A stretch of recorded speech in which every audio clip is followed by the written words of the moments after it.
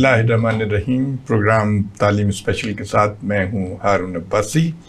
ख़वातीन व हज़रात, हमारे इस प्रोग्राम का बुनियादी मकसद तालीम का फ़रोग़ है और हम अपने नौजवान तलबा और तालबात को ये बताने की कोशिश करते हैं कि मौजूदा दौर मुकाबले और मुसाबकत का दौर है और उसके लिए जो चैलेंजेस हैं आज के दौर के, उसके लिए तालीम बेहद ज़रूरी है।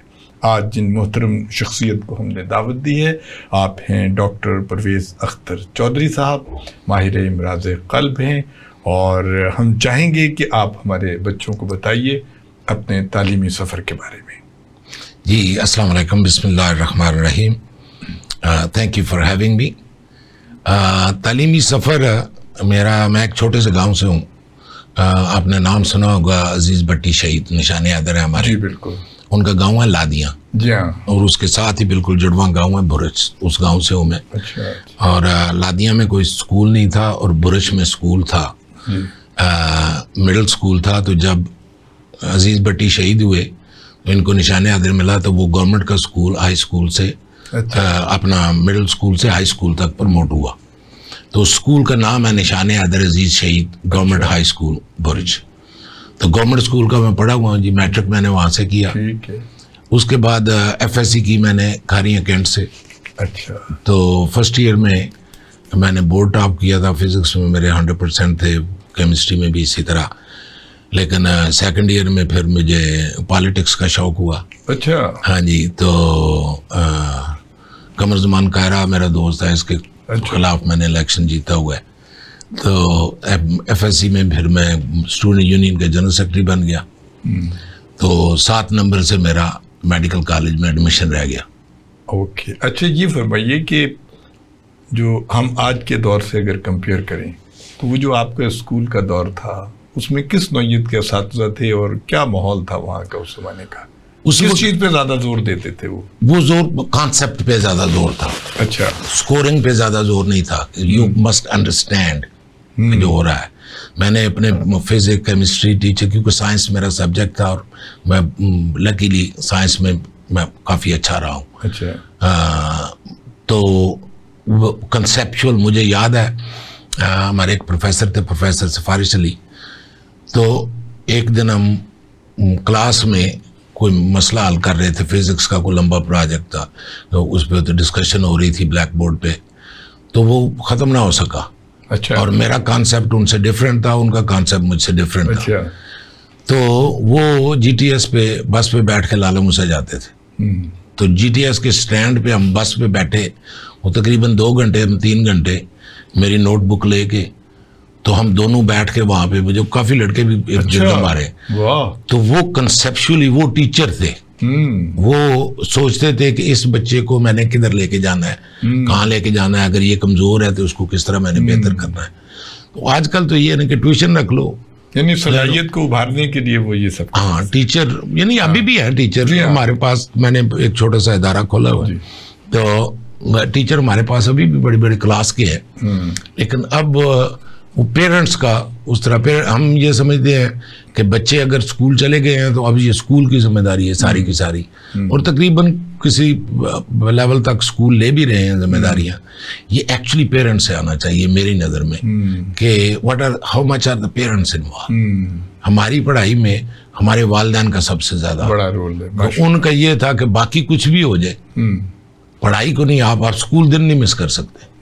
अच्छा, नमाज रोजे के ऊपर भी तवज्जो दी जाती थी? नमाज का ये था जी कि मेरी वालदा ने अभी तक भी, अगर उनको पता चल जाए कि जिसने नमाज नहीं पढ़ी उसको रोटी नहीं मिलेगी। अच्छा। ये नहीं, एक सेट स्टैंडर्ड था। जिसने नमाज नहीं पढ़ी, और हम 5 भाई थे। अच्छा। और कई दफ़ा तो ये ना नमाज नहीं पढ़ी तो मुँह आता, अम्मी को आके दाल गा लिया, पढ़ के आए, दूसरे किसी भाई ने शिकायत कर देनी तो फिर बड़ी पनिशमेंट होनी है। और अम्मी हाथ उठाते, अभी नहीं, अम्मी 85 की हैं माशाल्लाह, और अभी भी वो हाथ उठा, जो आ जाए उनके हाथ में चीज़ आ जाए तो वो फेंक देती है। तो उस वक्त तो फिर। अच्छा, आप एक्स्ट्रा करिकुलर एक्टिविटीज में भी हिस्सा लेते थे? मेरा ज्यादातर पॉलिटिकल साइड पे, क्योंकि मैं मेरी बॉडी स्टैचू बुनियादी तौर पर सियासतदान उस तरह से नहीं, उस तरह का मैं एजुकेशनिस्ट टाइप, पढ़ना किताबां।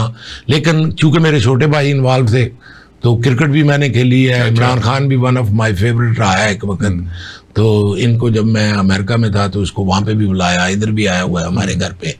तो हमारे कॉलेज में यहाँ पे मैंने एक छोटा सा इदारा खोला हुआ है, तो वो यानी रहा हूँ मैं इन्वॉल्व इस लेवल तक कि समझ सारी स्पोर्ट्स की है, लेकिन किसी भी स्पोर्ट्स में मैं उस तरह का नहीं बन सका। अच्छा, ये फरमाइए, उस जमाने में ये एकेडमीज का, ये ट्यूशन वगैरह का सिलसिला तो नहीं था मेरा ख्याल है? शुरू हो रहा था। अच्छा। कुछ टीचर और वो भी आप, मैं तहसील खारियां से हूँ ना, तहसील खारियां पाकिस्तान की अगर आप कैलकुलेट करें तो अमीर तरीन तहसील है, क्योंकि हर घर का कोई ना कोई बंदा बाहर के मुल्क है, तो वो पैसे बाहर से आ रहे थे, फंडिंग बाहर से थी, तो वो जो बच्चा कोई अच्छा होता था या घर वाले जिनके पीछे से पुश करते थे तो वो ट्यूशन वगैरह रख लेते थे। मैंने भी 1-2 सब्जेक्ट की, इंग्लिश की ग्रामर मेरी कमज़ोर थी, तो उसके लिए मैंने ट्यूशन रखी हुई थी। तो ट्यूशन का कॉन्सेप्ट अपने टीचर्स के साथ था, लेकिन ये नहीं था कि क्लास में बनी, यानी दूसरे अगर मेहनत करें तो जो कुछ टीचर क्लास में पढ़ा रहा था दैट वाज सफिशिएंट। अच्छा, तो उस ज़माने में तालीम इतनी महंगी तो नहीं थी जितनी अब हो गई है। तौबा, अब जब से ये तो तालीम एक बिजनेस बन चुका है ना जी। तालीम, उस वक्त तालीम दी जाती थी एज ए वेलफेयर के, जो बंदा टीचर है ना उसकी एक अजमत है। आजकल ये जॉब है, education is a money making project, बिल्कुल। और उसमें कितना आएगा, कितना ज्यादा आएगा, उस पर बहुत ज्यादा ध्यान दिया जाता है। यानी आपको कितने स्कूल आजकल मिलेंगे, हमारे वक्त स्कूल का कॉन्सेप्ट ही नहीं था अगर उसका ग्राउंड नहीं है तो। अब आपको कितने स्कूल कोठियों में बने हुए, जी हाँ, जिसका सेन ही नहीं है, बच्चे खेलते कहाँ पे होंगे, बच्चों को ब्रेक कहाँ पे देते हो? बिल्कुल बिल्कुल बिल्कुल। और दूसरे ये कि एक और वबा नहीं आई है कि जो बच्चे नालायक होते हैं लेकिन वेल ऑफ फैमिली से होते हैं, तो वो सेल्फ फाइनेंस पे आ जाते हैं, और वो आके फिर वो अजीब डर्टी किस्म की पॉलिटिक्स शुरू कर देते हैं और खेल तमाशे, और पता नहीं वो कैसे पास भी हो जाते हैं। इतना, क्योंकि मैं तकरीबन 40 साल मैं रहा हूँ अमेरिका, तो मैं इतना इन्वॉल्व नहीं हूँ डायरेक्ट के, यानी कोई लेकिन जो कुछ मैं देख रहा हूँ ना, यानी एजुकेशन पे मेरे तो अपने प्रोफेशन में मैं देखता हूँ कि बच्चे ग्रेजुएट हो चुके हैं लेकिन अभी तक ऑपरेट नहीं कर सकते। बिल्कुल नहीं कर सकते। अच्छा, आपने FSC की, फिर आप FSC करके वाले साहब ने कहा जी कि तुम जो उस वक्त मार्शल लॉ लगा हुआ था, 82-83 की बात है, 83 की, और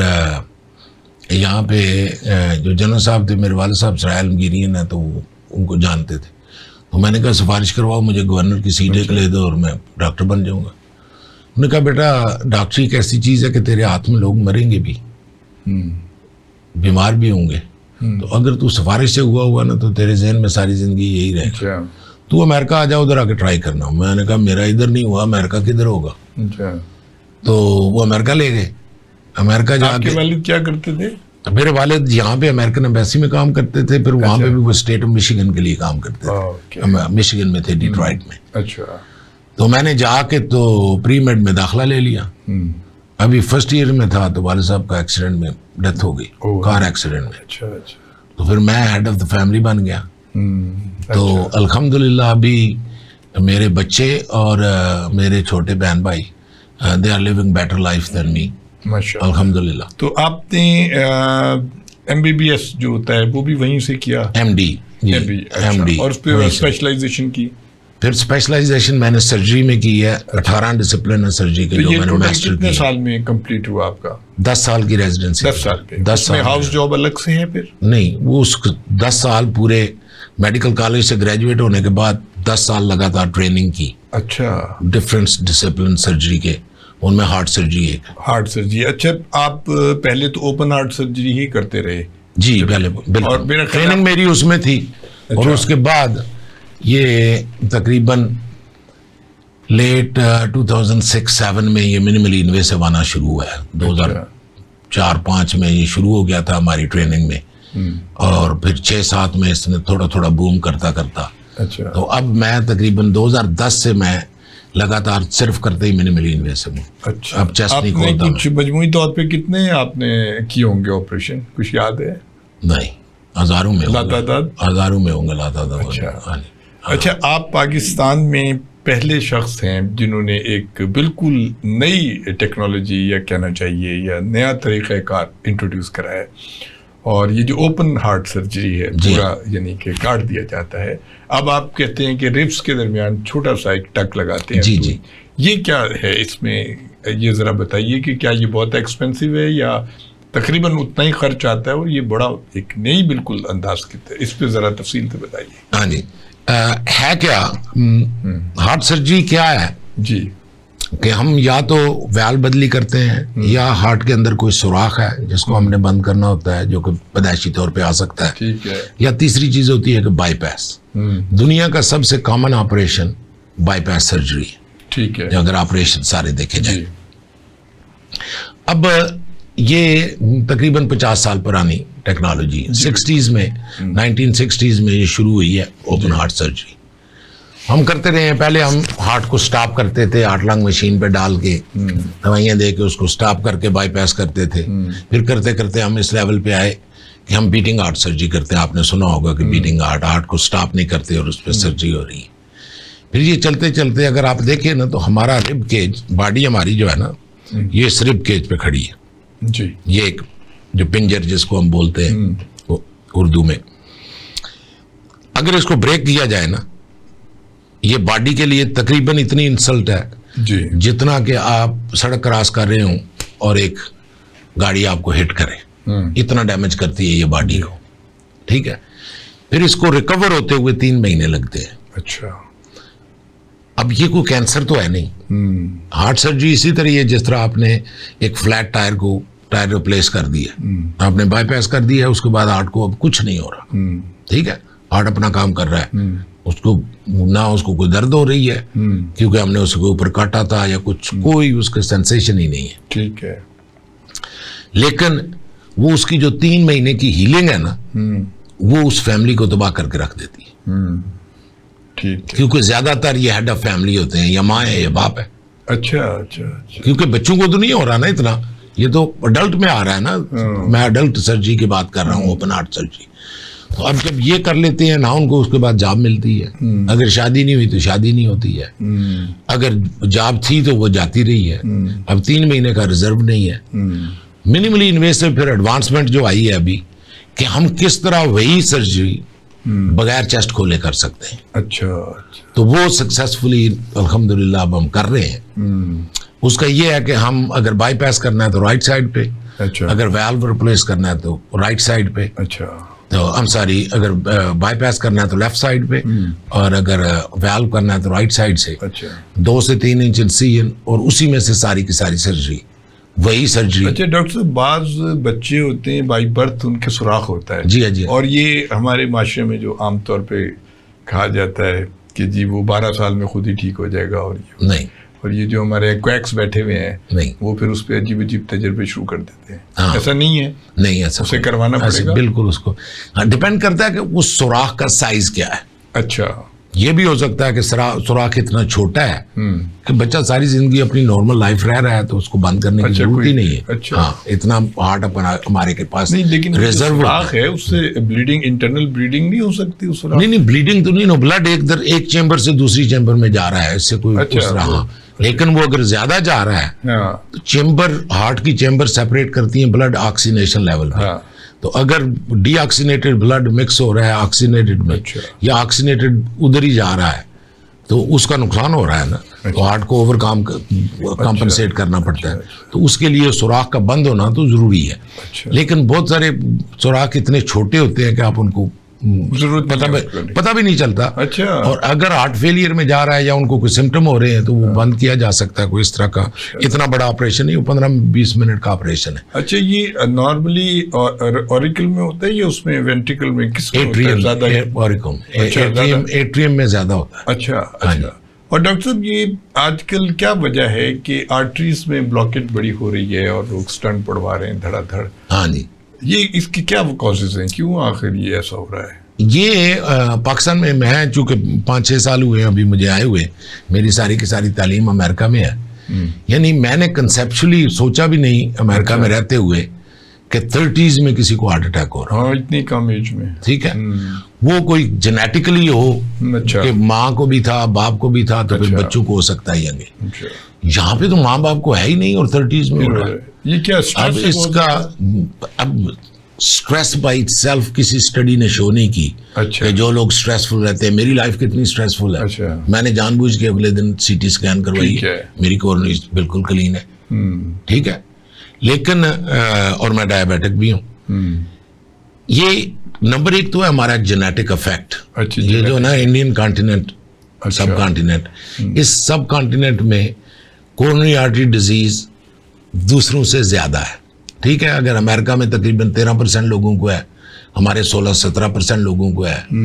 टोटल हार्ट सर्जरी की हमारी मोर्टेलिटी तकरीबन 25%। आपकी टोटल मोर्टेलिटी अगर अच्छा देखें ना तो हार्ट की वजह से 25% डेथ पाकिस्तान में अच्छा हार्ट की वजह से हो रही है। ओ, अच्छा, ये क्या इसका ताल्लुक माहौलियाती आलूदगी से भी है? बहुत ये सारी की सारी चीजें काउंट अच्छा। करती है ना। हम खुराक क्या ले रहे हैं, अच्छा, हमें कोलेस्ट्रॉल है तो उसको कंट्रोल किया हुआ है कि नहीं, हमारी डायबिटीज है तो उसको कंट्रोल किया है कि नहीं, हमें हाई ब्लड प्रेशर है तो उसको कंट्रोल किया है कि नहीं। हम डॉक्टर के पास उस वक्त जाते हैं जिस तरह गाड़ी में से आवाज आए ना, हाँ। तो आप इसको मैकेनिक के पास ले जाओ, भाई आवाज आ रही है कुछ। जी बिल्कुल। हम बॉडी का भी इंतजार करते हैं कि इसमें से कोई दर्द होगा, कोई चीज टूटेगी, कहीं से ब्लीडिंग होगी, तो फिर हम डॉक्टर के पास जाएंगे। ये एक हाईली सोफिस्टिकेटेड मशीन है हमारी बॉडी जो है ना। जी बिल्कुल। ये एक हाईली सोफिस्टिकेटेड मशीन है। मामूली इसमें तो हार्मोनल चेंज होती है ना, उस पे आप डिप्रेस और हैप्पी होते हैं ना, मामूली सी चेंज। तो ये इसको रेगुलरली चेक करवाना, ठीक है, कि आप एक रूटीन, अगर आप 30 साल की उम्र में हैं, अब एक एको करवा लें, एक ECG करवा लें, उसके बाद साल में एक बार जाके करवा लें, तो आप you become head of it, ठीक है कि नहीं। फिर वो आप जब आप इस तरह चेक करते हैं ना, तो आप कॉन्शियस हो जाते हैं ना उसके बारे में कि हाँ भाई मैंने हेल्थ का भी ध्यान रखना है। मगर हमारे ट्रेंड नहीं है चेक करवाने का। ना जी ना, हम अभी तक तो टोने टोटकों पे चले जाते हैं कि अगर किसी के दर्द हो गया तो उसने कहा जी ये तावीज बांध लो और ये कर लो, बजाय इसके कि वो जाके चेक कराएंगे ब्लड प्रेशर इतना हाई क्यों रहा है। बिल्कुल वो नहीं करता। बिल्कुल। दूसरे डॉक्टर, आप खुराक की बात कर रहे थे, आप ये फरमाइए कि हमारे यहाँ ये जो हम सिरी पाए और खाद और वो हरीसा और ये चीज़ें खाते हैं धड़ जी, और हम बैलेंस खुराक नहीं है हमारी ना, ये एक बहुत बड़ा कॉज है मेरा ख्याल है। खासतौर पे हार्ट के हवाले से बात हो रही है। हमारे यहाँ स्पेशली अगर आप देखेंगे और वक्त आने के साथ साथ आप देखेंगे कि ये बढ़ता जाएगा कि ज़्यादातर इस तरह की बीमारियां होती हैं बाहर की दुनिया में पॉवर्टी लेवल से, जो नीचे ना गरीब आदमी, जहाँ पे अमीर आदमी को हो रही हैं, जो खाते पीते हैं ना उनको हो रही हैं। इसलिए कि हमारा खाने पीने की तरफ ध्यान नहीं है कि हम खाते क्या, यानी हम खाने पे ज्यादा जोर देते हैं। आपको एवरेज पर वीक 3 पाव से 1 किलो गोश्त अगर आप खा लें, आपकी बॉडी जी ये उसके लिए परफेक्ट है, उसको जरूरत भी है। लेकिन अगर आप 3 पाव 1 किलो हर रोज खा रहे हैं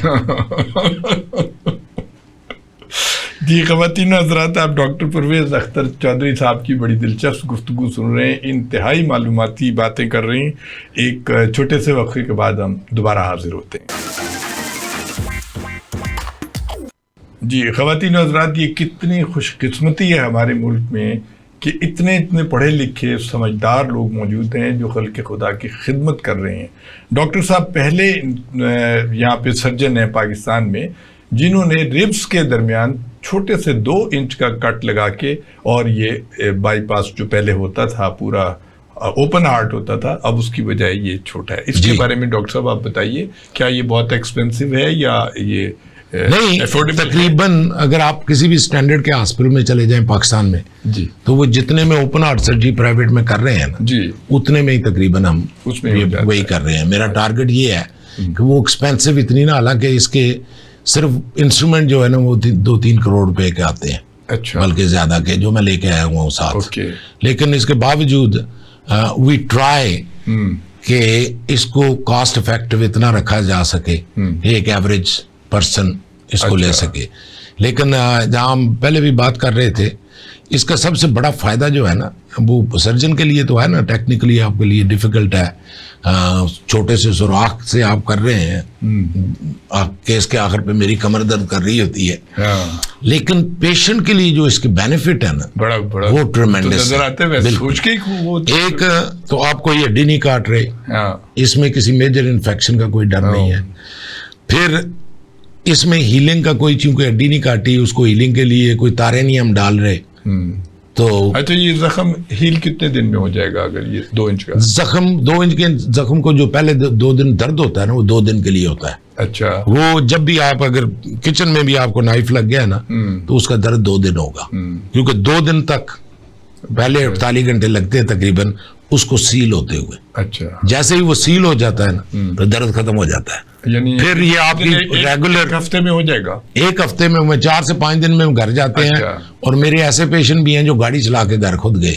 अच्छा, हाँ जी। लेकिन डॉक्टर साहब, जो खास तौर पे जो शुगर पेशेंट होते हैं, जी जी, उनका जख्म हील होने में बड़ा टाइम लगता है। कोई नई ऐसी टेक्निक आई है कि नहीं, जख्म हीलिंग के लिए तो उनका हमने सिर्फ शुगर अगर आप कंट्रोल रखें ना, हाँ, तो उनको हीलिंग उनकी नॉर्मल होती है। अच्छा, जिनका नहीं हो रही ना, कि उनकी शुगर कंट्रोल नहीं है, बहुत सारे हमारे पेशेंट की शुगर कंट्रोल नहीं होती, अच्छा, उनका जख्म हील नहीं होता। ओके, अगर आप पहले उनकी शुगर कंट्रोल करें ना, और हमारे पास अभी इस तरह की दवाइयां हैं, इंसुलिन से लेके टैबलेट्स तक, अच्छा, तो शुगर को कंट्रोल करना अब कोई मसला नहीं है।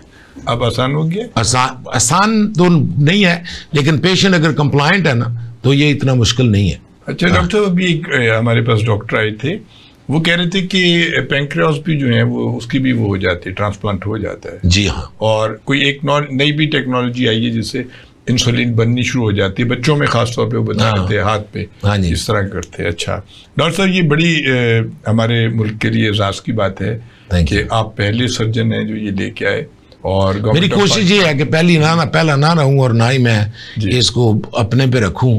मेरा टारगेट ही, मेरा मिशन ही पाकिस्तान में ये टीच करना है। और अभी मेरा एक शागिर्द कभी कंप्लीट करके गया है, पिछले हफ्ते गया है, और जाते ही उसने अल्हम्दुलिल्लाह पेशावर में शुरू कर दिया है। अच्छा, कराची में पहले मैं आया था, तो कराची में भी मैं टीच करके आया था, तो वहाँ पे भी मेरे कुछ शागिर्द कर रहे हैं। तो अभी और लोग भी सीख रहे हैं, बाहर से भी सीख के आ रहे हैं। अभी इनिशियल स्टेज है, इनिशियल स्टेज है, नहीं है ये। हाँ जी।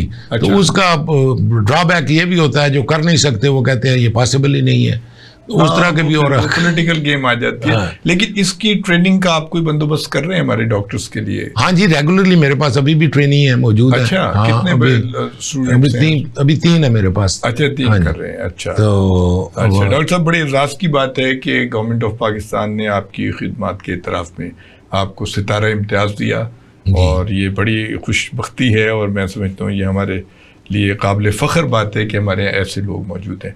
डॉक्टर साहब, एक मैकेनिकल हार्ट का भी आप करते हैं, वो क्या है? हाँ। ये सितारा इम्तियाज मुझे उसी में मिला था जी। मुझे गवर्नमेंट ऑफ सिंध लेके आई थी 2018 में कराची में। अच्छा, NICVD कराची। अच्छा। तो वहाँ पे मैंने जुलाई 9 को पहला हमने लगाया था। अच्छा, और उस वहाँ पे हमने ये शुरू किए थे। अच्छा, उसी पे मुझे सितारा इम्तियाज मिला था। तो अल्हम्दुलिल्लाह वो 4-4, 5-5 साल वो पेशेंट जिंदा रहे। अच्छा। तो उसके बाद उनकी इन्फेक्शन से डेथ हुई। पाकिस्तान में इन्फेक्शन बहुत ज़्यादा है। तो अभी फिर मैंने ये शुरू कर दिया है इंशाल्लाह काम। अभी मेरे पास एक पेशेंट है, आप हैरान होंगे, 26 साल की लड़की है। अच्छा, आज़ाद कश्मीर की, बिम्बर आज़ाद कश्मीर की। तो बड़ी खूबसूरत बेटी है वो। तो वो प्रेगनेंसी हुई उसको, फिर दूसरी प्रेगनेंसी हुई। अच्छा। और उसमें वो हार्ट फेलियर में चली गई। तो अब फाइनेंशियली उनके पास इतना नहीं है रिसोर्सेज। ये अगर आप मैकेनिकल हार्ट इंडिया से जाकर लगवाएं तो इंडियन 5 से 6 करोड़ रुपया लेते हैं वो। 6 करोड़ जी। और मेरा टारगेट ये है कि ये पाकिस्तान में पाकिस्तानी 5 से 6 करोड़ में हो। अच्छा, जो कि 1/3 होगा इंशाल्लाह। अच्छा, इंडियंस का। तो ये क्या इक्विपमेंट अवेलेबल नहीं है, क्या मसला है? कहाँ से आते, कौन सी कंपनी बनाती है, किस मुल्क से बनता है ये? अमेरिका से बनता है। अच्छा, और फ्रांस वगैरह जर्मनी नहीं बना रहे? नहीं, अमेरिका ही बनाता है। अच्छा। और वो मैंने कॉन्ट्रैक्ट और जो वेंडर है हमारा, वो हमारे फुल सपोर्ट कर रहा है, और वो हमें सपोर्ट करेगा इसमें जहाँ तक हो सकता है। ओके।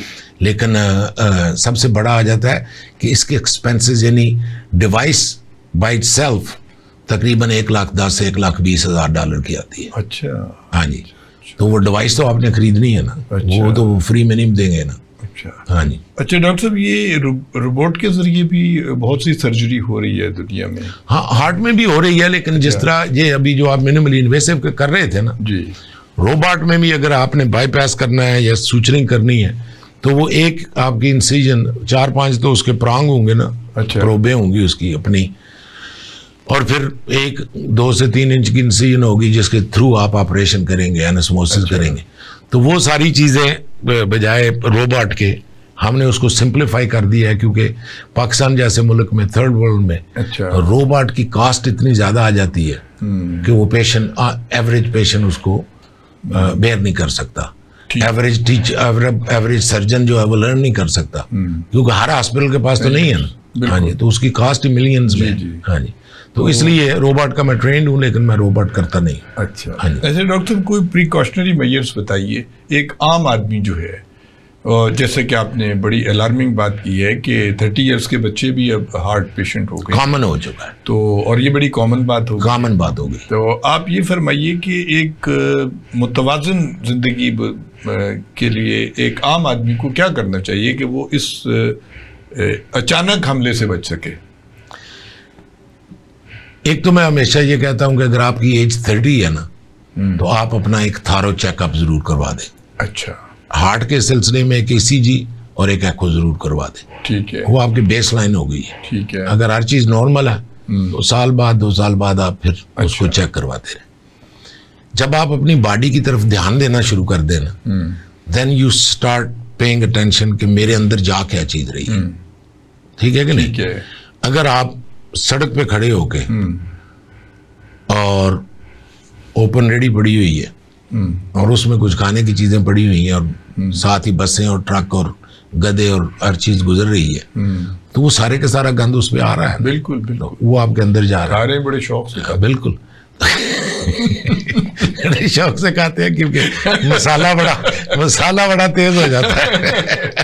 जायके के मारे हुए लोग हैं। इसका मैं भी गिल्टी हूँ। अक्सर मुझे लोग कहते हैं, मैं जब भी किसी दोस्तों से बात होती है, मैं कहता हूँ एक तो मैं अपनी अम्मी के लिए पाकिस्तान में आया हूँ, और दूसरा आया हूँ कि मैं ये minimally invasive heart surgery teach कर सकूँ, ये जो छोटी इंसिजन वाली। जी। तो वो अक्सर मजाक करते हैं, नहीं तीसरा ये क्यों नहीं कहता कि चस्के वास्ते आया तो कि जो पंजाब के खाने का चस्का है ना, तो वो तो मसाले तो हमारी मजबूरी है। मैं अक्सर ये भी मजाक करता हूँ कि कुरान मजीद में नमक मिर्च का तो जिक्र ही नहीं है। जन्नत कैसे मुकम्मल होगी नमक मिर्च के बगैर? अगर पकौड़े ना हो तो पंजाबी की तो जन्नत हो नहीं सकती। हमारा तो रोजा मुकम्मल नहीं होता पकौड़ों के बगैर। बिल्कुल बिल्कुल। तो वो खुराक पे ध्यान देना कि आपके अंदर क्या चीज जा रही है। जी बिल्कुल। फिर अगला स्टेप जो है कि जितनी कैलोरीज आप ले रहे हैं ना, उतनी आपकी, जिस तरह आपकी अब बॉडी है, आप खाना आप भी तो पेट भर के खाते होंगे ना। मैं रोजाना 4 मील वॉक जरूर करता हूं। ये हुई ना बात। अब जो आपने खाया है ना उसको इस्तेमाल कर दो ना बाबा। बर्न भी तो करना है। सेविंग अकाउंट ना मेरी तरह बनाओ कि पेट बढ़ रहा है, साथ इतनी फैट चढ़ी हुई है, और खाते हुए मेरे पास ऐसे ऐसे पेशेंट भी हैं जो 3-3 किलो गोश्त सामने रख के एक सिटिंग में खा जाते हैं। बिल्कुल। तो अब जब वो इतना खाओगे, खा जाते हैं। हाँ, तो अब उसको जब आप इस्तेमाल नहीं करेंगे तो बॉडी उस रिजर्व को कैरी करेगी।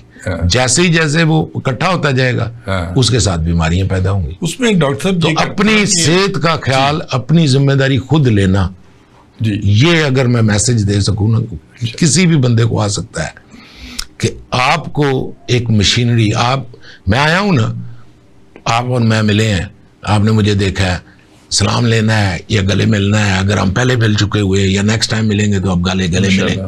ये जो बंदा फैसला कर रहा है ना, हाँ, वो आप है। ये बॉडी उसको दी गई है जिस तरह आपको गाड़ी दी गई है। इसका काम है एक जगह से लेकर दूसरी जगह, इसकी मेंटेनेंस का ख्याल आपकी जिम्मेदारी है। बिल्कुल सही है। डॉक्टर साहब, जो गोश्त बहुत खाते हैं उनके पास बड़ा आसान एक नुस्खा है कि उसके ऊपर वो पेप्सी या कोका कोला पी लेते हैं, सब कुछ ही हजम हो जाता है। हजम होना फक्की मार बाबा, नहीं, हजम होना तो मसला नहीं है ना, वो तो आपकी बॉडी हजम कर रही है ना, ये मसला है। हजम होने का हजम ना होना एक बीमारी है। हजम होने के बाद जो उसमें से हमने एक्सट्रैक्ट किया है वो एक नई बीमारी है। वो नई बीमारी है। वो अब कितना एक्सट्रैक्ट करवाया है उसको, कितना सेविंग में गया है, कितनी कैलोरीज आपने खाई हैं, किस तरह का कोलेस्ट्रॉल आपके जिस्म में गया है, बॉडी ने उसको ब्रेक किस तरह करना है, बॉडी ने उस पर काम करना है। जी जी जी, बिल्कुल सही बात है। अच्छा डॉक्टर, एक और बताइए कि कोई पता नहीं हमारे यहाँ ऐसे लेजिस्लेशन हुआ है या नहीं हुआ, हर गली हर मोहल्ले में सन्यासी बाबे बैठे हुए हैं, क्वैक्स बैठे हुए हैं, और वो दिल के मरीजों के लिए कुश्ते तैयार करवा रहे हैं सोने से और चांदी से और पता नहीं क्या क्या। उनकी कोई पकड़ नहीं है डॉक्टर साहब। क्या आपके डॉक्टरों में कोई ऐसी एसोसिएशन, कोई ऐसी चीज़ नहीं है जो इसका तदारुक कर सके? और बड़ी तेज़ी से बढ़ रही बाबे ये आप अब मुझे कह रहे हैं कि मैं गवर्नमेंट के डूइंग पे हाथ पकड़ूं, and I try to avoid to make any political statements, क्योंकि मैं एथिकली मोरली तो हम बहुत आगे हैं, क्योंकि मोरल हमें मजहब सिखाता है, ठीक है ना। एथिकली क्योंकि हमने मजहब को सोसाइटी पे अप्लाई नहीं किया हुआ, जी बिल्कुल, तो एथिकली हम बहुत बिहाइंड हैं। जी बिल्कुल, जी है। जब एथिकली बिहाइंड होंगे ना, तो बीमारी एक ऐसी चीज है जो अट्रैक्ट करती है क्वैक्स को। जब आप बीमार होंगे ना, जी जी, तो जो भी इजीएस्ट पैथवे आपको बताएगा ना, कम खर्च में वो, कम खर्च हो या इजी हो। अब एक बंदा, मैं आपको 80 की बात बताता हूँ, उस वक्त मैं गुजरात अपना कराची में था। आज़ाद कश्मीर का एक बंदा, उसने अखबारों में इश्तिहार दिए हुए थे, मैगजीन्स में, इधर उधर उसके पैम्फलेट मिलते थे कि अगर आपको बाईपास की जरूरत है तो बाईपास ना करवाएं, मेरे पास आए, आके फकी लें और दम करवाएं। सब रिक्शाओं के पीछे लगे। और मजे की बात यह है कि जिस दिन उसको हार्ट अटैक हुआ वो कराची आ गया था। अच्छा डॉक्टर साहब, मैंने एक इश्तिहार देखा, बैनर, जिन दिनों ये कोविड आया कि जी 80 साल जो है नबीना हकीम साहब जो हैं, उन्होंने कोविड का इलाज तैयार, पक्की इलाज किया। अब जो खुद अंधा है, जिसे पता ही नहीं है कि बीमारी कौन सी है, तो ये बड़ा लतीफ़ा है। खैर, अच्छा डॉक्टर साहब, ये फरमाइए, आपने बड़ी खूबसूरत बात इससे पहले कर रहे थे आप, कि रूहानी तौर पे हमारा जो मज़हब इस्लाम है, अल्हम्दुलिल्लाह के दुनिया का सबसे बेहतरीन मज़हब है। इसके जो हमारे कुरान में हिदायत हैं, जो रसूल अकरम सल्लल्लाहु अलैहि वसल्लम की जो सुन्नत है, हम इंसानी ज़िंदगी में सेहत के हवाले से अगर देखें तो ये जो नमाज रोज़ा है, इसका क्या रोल है, आप ये बताइएगा। नमाज रोज़े का मेरे ख्याल में, मैं कोई स्कॉलर नहीं और रिलीजन पे, मैं अगेन पॉलिटिक्स की तरह मैं रिलीजन पे भी बात करते हुए डरता हूँ। मेरे ख्याल में अल्लाह मियाँ ने कोई चीज़ ऐसी बनाई नहीं, हमसे कोई चीज़ वो काम ऐसा लेता ही नहीं जिससे हमारा फायदा ना हो। फितरत के भी खिलाफ हो, जो ना फितरत, वो तो दूर की बात है ना, जो जिसमें हमारा फायदा ना हो। हाँ, अब नमाज का अगर आप सिर्फ एक इफेक्ट देख लें ना, नमाज एक वाहिद ऐसा अमल है जिसमें आपके सारे के सारे मसले इन्वॉल्व होते हैं। वाह, बहुत अच्छी बात की, एक जबरदस्त। नंबर 2, आप ये देखें कि इसकी सेटअप कितनी ब्यूटीफुल की गई है कि सुबह सवेरे आप खाली पेट उठे हैं, डायबिटिक हैं, लो शुगर भी हो सकती है, कोई और बीमारी भी हो सकती है, लोगों को हार्ट अटैक सुबह के वक्त ज्यादा होते हैं, थोड़ी सी रकातें रख दी, 4 रकातें पढ़ लो बस, ठीक है जी बिल्कुल। अब दोपहर को हम खाते हैं पूरा लोड करके, रकातें बढ़ा दी हैं, सही है। असर को अब आपको फिर भूख लग रही है, आप क्लोज अप कर रहे हैं, शाम को क्लोज अप कर रहे हैं, रकातें कम कर दी। अब रात को हमने दबा के खाना होता है, अल्लाह करे हम किसी के घर पे दावत पे हों, फिर तो हमने 3 गुना खाना होता है, फिर तो 3 गुना खाना होता है, फिर उसके बाद रकातें बढ़ा दी जी बिल्कुल। अब अगर रमजान में अगर आप देखें तो सारा दिन रोजा रखा हुआ है, बंदा थका हुआ होता है। ये तो ईशा की भी 4 की 2 कर देते, फर्ज पढ़ लो बस, बाकी रहने दो, वही सारा दिन रोजा रखा है। नहीं, उस पर तरावी भी ऐड कर दी है, क्योंकि पता है कि हमने लोड करना है अपने आप को। तो मजहब हमारा एक्चुअली हमारी फिजिक को फिट रखने के लिए कमाल का है। हाँ, इसीलिए कोई भी चीज है, अब हमारा तो ये है ना कि हमने तो कंबल ओढ़ने के लिए भी बंदा रखा हुआ है ना। हाँ। हम लेट गए हैं, यार कंबल दे दे, ठीक है ना। अब हम सिगरेट खुद पीते हैं, रखा हुआ मुलाजम है कि हम कोने तक दुकान पे लेने भी खुद नहीं जाते। खुद नहीं जाते। हम एक्टिविटी जितनी कम हो सकती है उतनी कर रहे हैं, लेकिन मजहब हमें एक्टिव रहने पे मजबूर करता है। वो कहता है उठ के करो, एक्टिविटी आप में होनी चाहिए। सबसे बेहतरीन तरीका है खड़े होकर नमाज पढ़ना।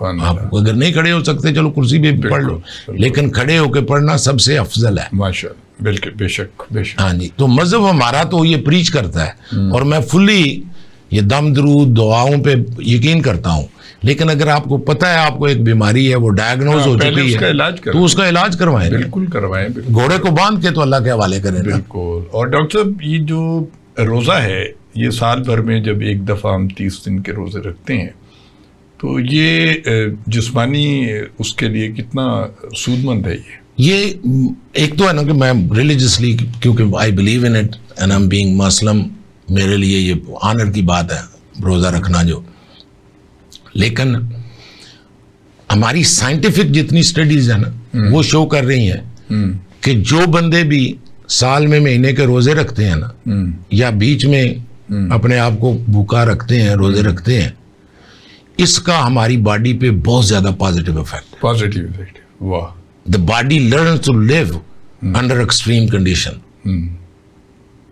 लेकिन डॉक्टर साहब, मैंने एक तमाशा ये भी देखा है कि हमारे लोग जो हैं जब रोज़ा खोलते हैं तो वो कचौरियाँ और पता नहीं क्या क्या पकौड़े और क्या क्या खा लेते हैं, उसके बाद खाना भी खा लेते हैं, ओवर ईटिंग कर जाते हैं। बिल्कुल।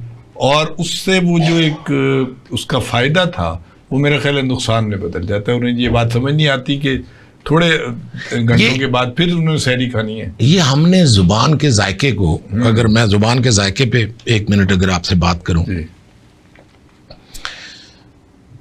आप अक्सर सुना होगा फलां डिहाइड्रेशन है, गर्मी में डिहाइड्रेशन है, वो पानी पियो पानी पियो पानी जी पियो। बिल्कुल।